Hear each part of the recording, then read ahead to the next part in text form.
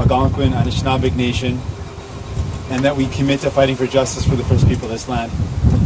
I also want to acknowledge my incredible Ottawa and surrounding region team. Thank you so much for being here. You are all amazing.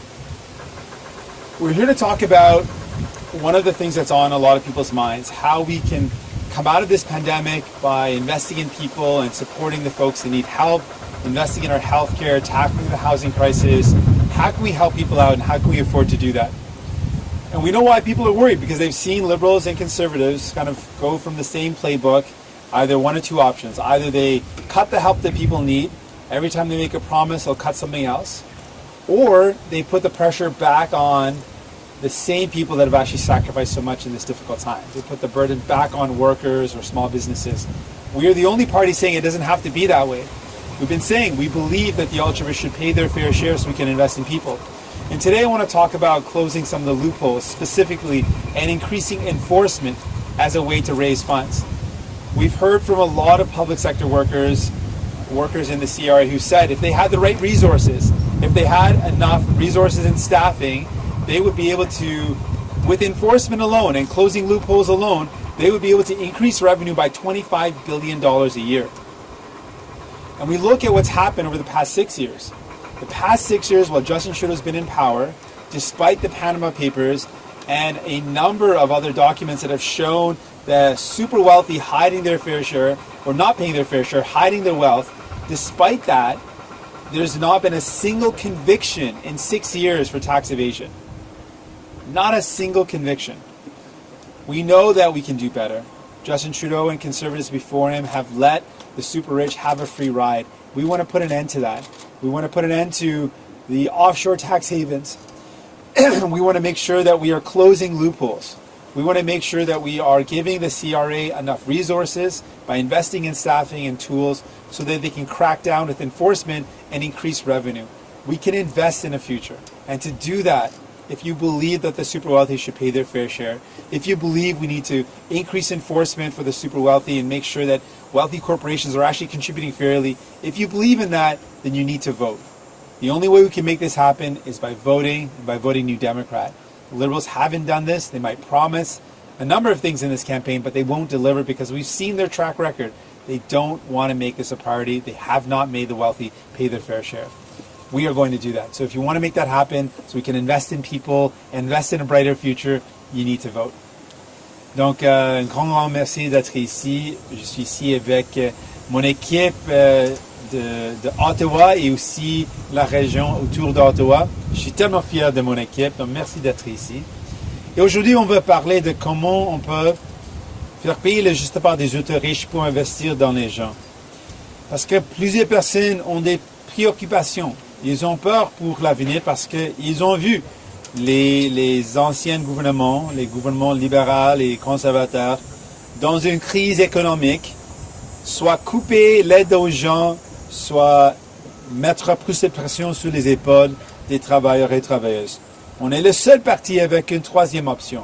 Ça, c'est de faire payer le juste part des autres riches. Mais en spécifique, ce qu'on propose aujourd'hui, c'est de mettre fin aux échappatoires qui laissent les autres riches d'exploiter le système. On veut mettre fin aux paradis fiscaux où les grandes compagnies cachent leur argent et ne payent pas le juste part. On veut aussi renforcer l'application de la loi. Et en faisant ça, en travaillant ensemble avec notre service public, on peut augmenter nos revenus jusqu'à 25 milliards de dollars par année. C'est possible. Mais avec les conservateurs et les libéraux, ce n'est pas possible parce qu'on a vu leur bilan. Ils ont laissé les autres riches d'avoir une partie gratuite. Ils ont continué de gagner des profits records, mais ils ne payent pas le juste part. On peut mettre fin à ça. Je veux aussi signaler comment Justin Trudeau a eu 6 ans de faire quelque chose de nouveau, mais il a continué avec la même partie gratuite. Effectivement, dans les 6 ans qu'il était Premier ministre, il n'y a aucune grande entreprise ou ultra riche qui a forcé de payer le juste part. Donc, on va la changer et on va changer ensemble. Mais si vous voulez qu'on fasse face à cet enjeu, si vous voulez que les ultra riches payent le juste part, vous devez voter. et vous devez voter pour l'NPD. Ça ne change pas si on continue avec les libéraux et les conservateurs. Donc, encore merci. J'ai beaucoup d'espoir pour l'avenir.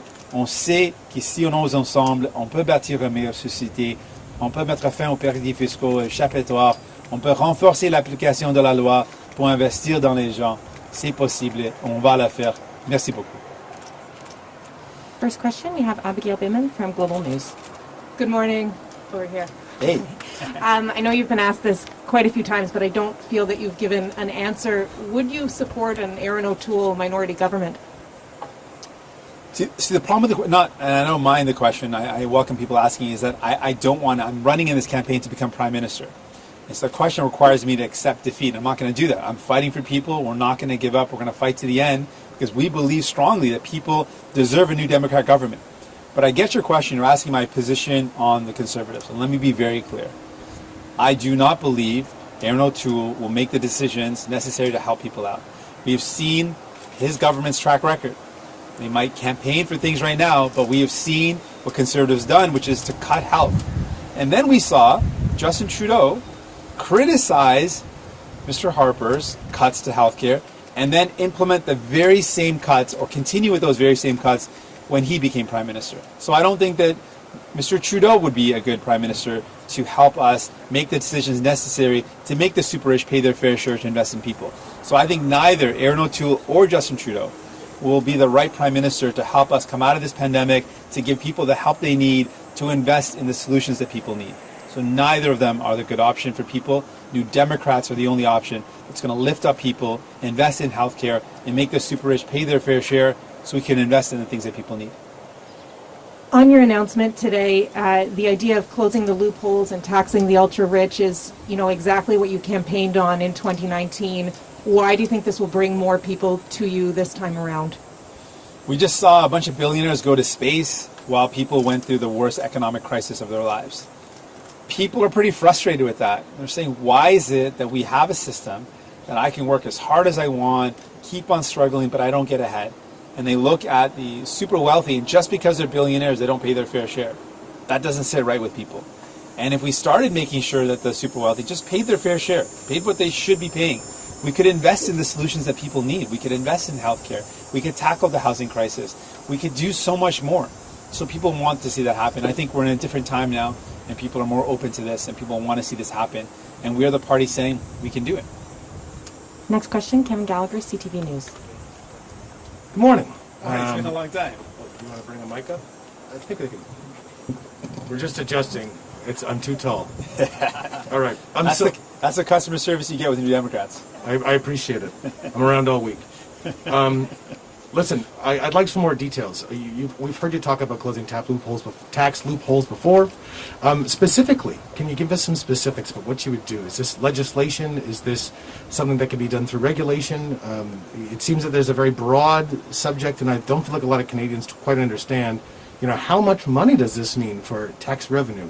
What does that look like if you're going to close tax loopholes? Give us some specifics, please. Sure. One specific example I want to start with is the enforcement side of this. And we've spoken with public sector workers, folks that work in the CRA, and they said with an investment in resources and staffing that the public sector would be able to return higher revenues. There hasn't been enforcement. There hasn't been the same sort of oversight and transparency necessary, and there hasn't been enough staff to do that. So what we're planning on doing is with a $100 million investment in our public service, and specifically the CRA, the tools and the staff required, we could see as high as a $25 billion return in terms of taxes and revenue that we can claim in just 1 year. And this has been something that public sector workers have put out. PIPs and other public sector organizations have said we could do this. If we were given the tools, if we were given the resources and the staffing, we could see a significant increase in revenue. That's just one measure. We know, for example, right now it is completely legal for companies in Canada to make profits in Canada, entirely Canadian profits off the backs of Canadians, take that entire profit and put it into a bank in the Caribbean, in an offshore tax haven, and then effectively not pay any taxes. That is completely allowed to happen. We would end that and say that that is no longer allowed with some clear laws that say a Canadian company cannot do that. Companies like Amazon make profits in Canada, but pay no taxes here. They pay virtually no tax on the revenue that they're making off the backs of Canadians. France has proposed a 3% tax on revenue in the country that these web giants are making their profits. Those are some of the concrete steps we would take, which would significantly improve revenue. I just mentioned one of those tools would raise 25 billion. If you put these together, these are tens and tens of billions of dollars of revenue that we could increase that would help us pay for the programs that we need. Justin Trudeau has been criticized for not defining the middle class. He talks about it all the time. It's a center point of a lot of his policies. And you're talking about the ultra-rich a lot this campaign. Will you define what the ultra-rich is? Are we talking about a level of income? Please be specific with this definition. Sure. We're looking at people that are using offshore tax havens. Everyday working people, they don't have an offshore tax haven where they hide their money when they make profit. That's the ultra-rich. We're talking about Amazon, a company that's one of the wealthiest companies in the world that pays no taxes in Canada. That's the ultra-rich. We're talking about folks that are billionaires, the 44 billionaires in Canada, that in this pandemic, because of the laws that Justin Trudeau has continued and previous Liberals and Conservatives have put in place, have increased their wealth to the tune of $78 billion, these 44 billionaires. These are the ultra-rich. These are the folks that are not paying their fair share simply because they're super wealthy. That can't continue. Next question, Nicolas Boisvert from CBC News. Morning, Mr. Singh. You've said many, many times that you're against the Trans Mountain pipeline, but last night on the French language leaders special, you said that you would evaluate it as an NDP government. Can you explain what you meant by that? Would you consider keeping it, selling it? What did you mean by that? Well, it's clear I've been opposed to this project. I've been opposed to the expansion, and a new Democrat government would never have purchased it. When it comes to decisions that governments have to make, you need to know the assets and know the information before you make a decision in terms of what's in the best interest of Canadians, and I think that's prudent and smart governance. Is it naive to think that taxing the rich, these corporations that have access to the best tax lawyers money can buy, who have the ability to move money all around the world, that you'll actually be able to stay ahead of them and make sure that they don't find other loopholes eventually? I see why people would think that, and I understand that consideration. People are wondering, these are the super wealthy. How could we go after them? They've got the best accountants. They've got the best team on their side. We also have the best team.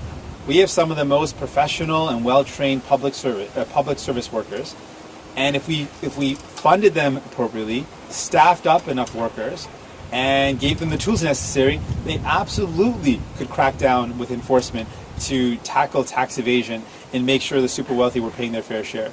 We've got some of the best team. We've got the best team in the world, but we need to make sure that they're properly equipped and they're staffed up.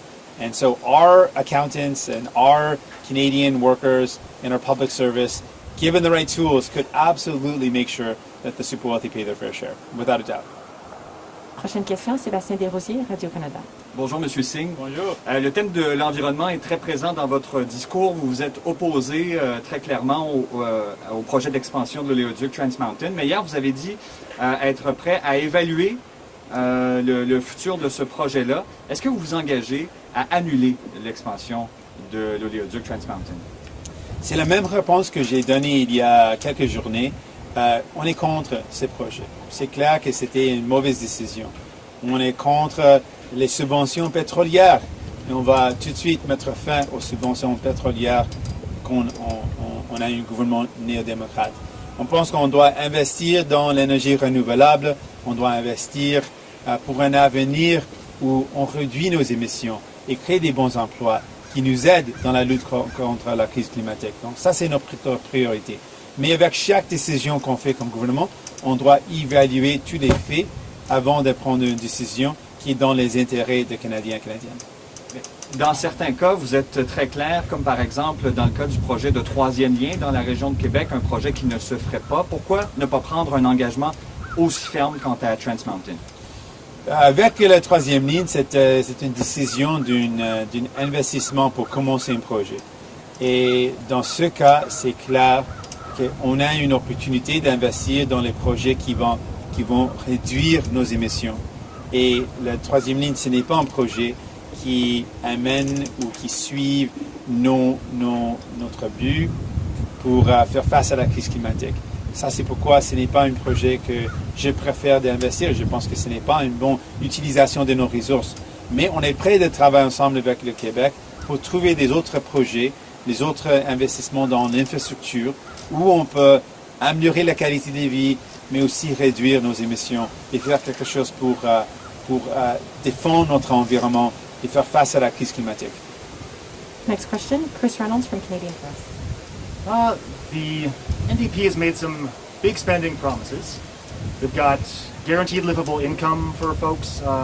We've got universal pharmacare, $10 a day child care. We've got elimination of for-profit homes, dental care, mental health care. These have all been promised in the short term or the long term under an NDP government. And there are also some big crackdown promises, but I'm wondering, with all the extra spending that this will entail, if these promises are made good on, I'm curious whether you're confident that the deficit or debt would continue to go down with the higher taxes and loophole closings you're promising, despite all this extra spending. I think coming out of an economic crisis, we can't afford not to invest in people. The alternative would be pretty dire. We're already in a housing crisis. It's only been made worse by this pandemic. To see young people who tell me they can't ever imagine owning their own home, to see that dream just crushed and that they can't believe it's something within their power or within their future, it means that we've got to do something about it. It means that we have to respond. To meet with people who can't afford their medication and aren't getting the medication that they need to stay well because it's too expensive, we need to fix that. We're the only country in the world that has this universal health care that hasn't fixed this problem, to include medication coverage. There are so many really dire issues that we're up against that we can't just allow to continue. So I know there's going to be folks that say it's not possible, but those folks have been in power for a long time and they benefited off of this kind of dreaming less and having less hopes for what we can build and what we can achieve. I believe we need to make these things happen. And I believe if you've got a will, if you believe in making these things happen, you can make them. On top of that, there are significant revenue, and we're the only party with a real plan to say we can invest in people by making the ultra-rich pay their fair share. And we've got a real plan to do that. Anytime that you hear the Liberals make a promise or the Conservatives make a promise, you should also hear that they're either going to cut something else or that they're going to put the burden on you and your family. We're the only ones with a real plan that says it's not going to fall on you and your families. It's not going to be cutting help. We're going to invest in people by making the super wealthy pay their fair share. We've got the only credible plan to do that. On dental care and mental health care, just to clarify, I just wanted to confirm that under an NDP government, is the pledge to create a roadmap and work with provinces in the first few years of an NDP government to work toward those two goals of universal dental care and mental health care? Or is the goal actually to, within the first 2 years, say, establish one or both of those things? With the dental care program, we have a program that was costed out by the Parliamentary Budget Office for us to put in place immediately federal coverage for people that earn less than $60,000, for families that earn less than $60,000 a year immediately. So that would help anyone who has no coverage right now, under $60,000 a year, to immediately get coverage. This would cover immediately a vast and significant portion of Canadians who have no coverage at this point. That would be our first step, a real concrete step. It's very achievable, it's been costed out, and it's within the scheme of what spending is available. It's very achievable, and we can do that right away.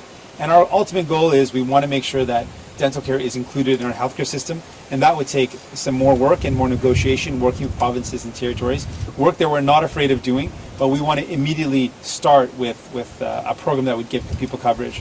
With mental health services, similarly, we want to start with some immediate help to get people that support, knowing that this crisis has been so hard. So many people are struggling with mental health. We want to start with some immediate improvement in access, where so many people can't access any mental health. And then we want to eventually work towards, with provinces and territories, including mental health supports into our healthcare system as well. Prochaine question, Doris Proulx, Le Devoir. Bonjour, Monsieur Singh, bienvenue à Ottawa. Vous avez dit de nouveau que vous allez couper toutes les subventions à l'industrie pétrolière, mais hier, lors du débat des entrevues en français, vous avez dit que vous n'étiez pas fermé à l'idée de donner des aides à l'entreprise pétrolière lorsqu'il est question de réduire leur bilan carbone. Donc, j'aimerais que vous clarifiez votre pensée. Vous donneriez donc de l'argent aux compagnies pétrolières si c'est pour atteindre certaines cibles? Non. L'approche des conservateurs et des libéraux, c'était une approche de chèque blanc. Et ce qu'ils font, c'est effectivement de donner l'argent aux entreprises. Ils disent que vous devez faire telle chose ou telle chose, mais ils donnent les subventions aux pétrolières en espérant qu'ils vont faire ce qui est nécessaire. Mais la différence, c'est qu'on va couper tout de suite les subventions, les chèques blancs, cet investissement sans avoir des conditions. Et on va remplacer notre approche avec une approche d'investir directement avec des garanties fermes pour les projets ou les initiatives qui réduisent nos émissions. On va être clair, tous les investissements d'un gouvernement néo-démocrate vont pour réduire nos émissions, pour investir dans l'énergie renouvelable, pour faire ce qu'il faut pour faire face à la crise climatique avec des garanties strictes. Bon, vous n'avez pas vraiment expliqué en quoi ça diverge d'une subvention là, au niveau de la définition, mais j'aimerais enchaîner sur une autre question. Vous parlez des ultra-riches. Combien d'ultra-riches il y a au Canada? Pouvez-vous nous donner une idée? Donc pour nous, c'est vraiment de parler des 44 milliardaires qui ont gagné plus de 78 milliards de dollars pendant cette crise, cette pandémie. On parle des gens qui utilisent des échappatoires pour cacher leur argent. On parle des grandes entreprises qui gagnent des profits ici au Canada, mais ne payent pas le juste part. On parle des géants de web comme Amazon, qui gagnent des profits records pendant la pandémie, mais qui payent virtuellement aucune taxe au Canada. Ce sont les ultra-riches, et on veut s'assurer qu'ils payent le juste part. Next question, Taylor Blewett, Ottawa Citizen. Hi, thanks for taking my questions. We've seen you express your disappointment over the vitriol the Liberal leader has faced while campaigning. But, like the other major parties, the NDP has also published messaging that distorts the truth, that assigns personal blame to the Prime Minister for things like the housing crisis. You know, over the weekend, for instance, you said the Prime Minister specifically has profited off student debt and you would immediately remove interest on student loans. As you know, there's a freeze already on interest accumulation until 2023, and the Prime Minister personally obviously isn't profiting off student debt. Do you think that the spin and the leader-focused attacks the party has been participating in contribute to the toxicity we've seen during this campaign? Not at all. When we are directing our concerns towards the Prime Minister who makes a decision, it is absolutely the Prime Minister and his government that benefit from those decisions. And they make choices, and people should know the choices they make. We are saying that there should never be permanently interest, that permanent interest should be permanently removed from any federal debt. It's very different from a temporary freeze. And it is a fact that in the 6 years that Justin Trudeau has been Prime Minister, that if you look at the federal interest that's been collected for student debt, that has been a $4 billion cost to students. That's a fact. And the Prime Minister is responsible for that. Now, I don't believe in attacking someone just because I don't like them or because they're bad. That's horrible and shouldn't happen. But in politics, people should know the decisions that prime ministers are making. And absolutely, the prime minister is responsible for the outcomes that are happening. If we've got a housing crisis, and the federal government has the power to tackle it, and the cost of homes have gone up in the 6 years that Justin Trudeau has been prime minister by an average of $300,000, and yes, that is a prime minister. He's the one calling the shots. He could have made different decisions. He could have made different investments. People should be upset at that. But I don't want people to be arbitrarily upset at Justin Trudeau because they don't like the way he looks or the way he dresses. That's wrong, and that's not something I'm ever going to do. But I absolutely believe people should know the decisions that a prime minister makes directly impact your life. And if they make bad decisions, you should know about them, and you should know those outcomes. So I'm always going to point those out and show that there's better choices that we can make. And it's important that people know that the decisions that prime ministers make directly impact your life, and I would make different decisions that would help people out. And if the NDP is again an opposition party to a minority government, how would you push the government specifically to address the significant problems we're seeing in Ottawa and across the country when it comes to housing access and housing affordability? I'll flip the question. I won't accept that we'll be in a minority. Maybe I'll take that we'll be in a minority New Democrat government. And what we would do is immediately invest in housing in a serious way. We've got a crisis, and we've met with so many people that can't buy a home. We met with people that live in their communities. They live, we'll take Ottawa for example. I met young people graduating from Ottawa U, and they're saying, we want to live here. This is where our family is. This is where our home is. This is where our friends are. But we can't afford to buy a home here, so we're going to have to go somewhere else. And I love the idea of people wanting to go to different parts of the country, but I am saddened if people have to leave their home behind because they can't afford to live there. That should not be how things are. And that's the reality. So what we would do is get big money out of housing. We know that there is significant investments from large corporations, which mean a first-time home buyer, when they're trying to buy their first home, is competing with a wealthy corporation, and that should never happen. We know that because of the lack of investments in housing, that there's no options for affordable rentals or places that are within people's budgets. So we would invest massively to build 500,000 new homes that are in people's budgets.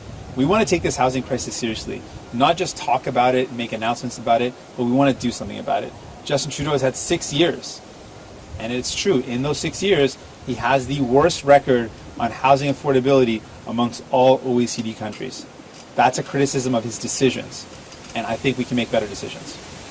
Bonjour, Monsieur Singh. Vincent Gosselin du CKJ 92.5 et Radio Ville-Marie. D'abord, concernant l'annonce d'aujourd'hui, je reprends la balle au bond de mon collègue du Devoir, parce que c'est une rhétorique que vous utilisez souvent, les ultra-riches. Dans un premier temps, pouvez-vous nous expliquer concrètement ce que c'est un ultra-riche? Et deuxièmement, combien il y en a? Avez-vous des données chiffrées? Un exemple concret des ultra-riches sont les 44 plus riches au Canada, les milliardaires qui ont gagné 78 milliards de dollars plus dans cette pandémie. En même temps que les gens ont fait des sacrifices, les petites entreprises ont dû fermer leurs portes. Ce sont les autres riches qui ont gagné plus d'argent. Les autres riches sont des géants de web comme Amazon. Amazon qui gagne un profit record au Canada, mais qui paye virtuellement aucune taxe au Canada. Ce sont les autres riches. On a plusieurs exemples des entreprises qui ont utilisé des échappatoires ou des paradis fiscaux pour ne payer pas leur juste part. Ce sont aussi les autres riches. Les autres riches entreprises qui ne payent pas leur juste part. On veut régler ça, on peut régler ça, et en faisant ça, on peut investir pour bâtir une meilleure société, pour régler les problèmes dans les vies des gens. Et pour faire tout ça, vous devez voter. Je vous encourage de voter. Je suis correspondant pour une radio du Saguenay-Lac-Saint-Jean, alors permettez-moi de vous entretenir sur un enjeu régional.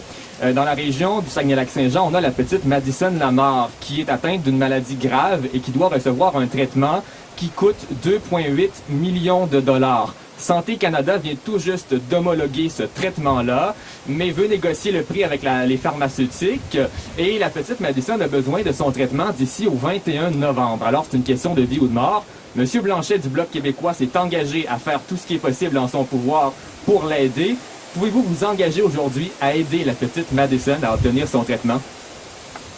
Oui, bien sûr. Et premièrement, c'est tellement difficile pour une famille de faire face à une tragédie comme ça, une question difficile comme ça, qu'il y a une option pour qu'elle puisse vivre. Si elle a accès à ce médicament, mais ça coûte trop cher. Je ne peux pas comprendre comment c'est difficile d'avoir un choix comme ça pour un enfant et pour les parents, comment c'est difficile d'avoir une question comme ça. C'est horrible. Et c'est horrible particulièrement parce que on sait qu'il y a une solution. On a des médicaments qui peuvent sauver la vie. Donc, je comprends comment c'est difficile. Mais, et ce qu'on veut faire, c'est pas seulement aider Petit Madison, mais on veut aussi aider tous les autres petits médecins à travers les pays qui ont de la misère à acheter le médicament dont ils ont besoin, avec un programme national d'assurance médicaments. On peut aider tous les enfants, tous les gens, tous les adultes, tous de nos aînés qui ont besoin des médicaments qui ne peut pas les payer, qui ont de la misère à acheter les médicaments, qui ne prennent pas les médicaments dont ils ont besoin parce que ça coûte trop cher. On va aider tous les gens et on peut faire ça si on investit dans une assurance médicaments universelle. On passera aux questions sur Zoom. We'll go to questions on Zoom. First question, Menaka Raymond Wilms from the Golden Mare. Hello, Mr. Singh. As was mentioned in an earlier question, we've seen a fair number of protests during campaign stops this year, which your campaign has had to contend with as well. And from what you've seen, what seems to be the motivation behind these protesters? Are these focused on anti-masking, or what's the message there? From what we've seen, some of these folks seem to be really angry and are anti-vax or anti-mask. Some seem to also be putting out really horrible messages that are misogynistic or racist. And it's deplorable. This should not be happening. And so the folks that are using violent threats or horrible language against vulnerable people, that there's no place for that. I want to also reach out to folks that might be frustrated and angry because this has been a difficult time. And I think being in a pandemic with different measures that are in place and feeling isolated and feeling alone, it's been hard on a lot of people. And a lot of people are struggling with their mental health. And that's a real thing. And I want to just reach out and say, I see you. I know this has been frustrating, and I know this has been hard, but I absolutely believe we can get through this if we take care of one another, if we get vaccinated, and if we start making decisions to invest in the solutions that people need. I'm confident we can get through this. And I just want you to know I'm going to be every step of the way here, fighting for you and your families to make sure you get the help you need and that we can get through this difficult time. And also, you've talked before about how many of the NDP candidates are from minority groups. Can you speak a bit about why your party has put such an emphasis on having diverse candidates, and are they running in ridings that they can actually win? Yes, I would love to talk about that. I think it's so important that our halls of power reflect our country. And one of the biggest failings has been that women are not represented in Parliament or in many levels of government at the level that they should be. And we all feel the impact of that. It makes the decision making and the positions of power less effective when people that make up our country are not actually making up the positions. And so that's something that we want to fix. And it's not something you can just sit back and hope change. You have to do something about it. And so as a leader, I decided this is a priority for me. I want to make sure that my team reflects what Canada looks like and that we work as hard as possible to elect more women, more people of diverse backgrounds, people from vulnerable backgrounds, marginalized folks. And in doing that, we will have a team that better reflects Canada, but also better reflects the needs of people and can fight for people in a way that comes from the lived experiences and understanding what people are going through. It's been a part of our strength as a party that we get what people are going through because we have seen those experiences and we fight for the people that need help because we hear them and we listen to them, we connect with them. And having representatives that have that lived experience, that have those experiences, that understand what people are going through is going to help all of us out. It's going to make better decisions and it's going to help us tackle the problems that we're up against. That concludes our press conference. Thank you. Merci. Merci. Thank you so much. And merci again. Thank you so much to the team. You're amazing.